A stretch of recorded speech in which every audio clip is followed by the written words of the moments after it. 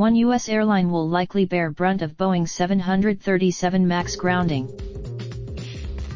Southwest Airlines will face greater logistical challenges following the grounding of Boeing 737 MAX aircraft than United Airlines and American Airlines, the other United States airlines who use the aircraft, said Henry Hartfelt, the founder of the travel research company Atmosphere Research Group.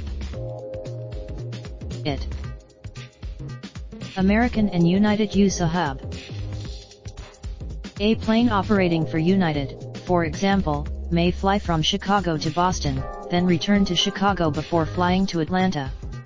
But a Southwest's model gives it greater flexibility than American and United, but it makes the logistics involved in compensating for a grounded aircraft more complex. 4. Southwest did not immediately respond to Business Insider's request for comment.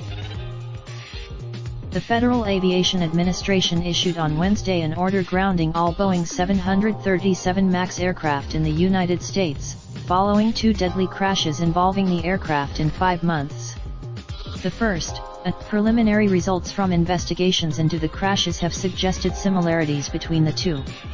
Investigators are, if you've worked for Boeing and have a story to share, contact this reporter at A. Read more.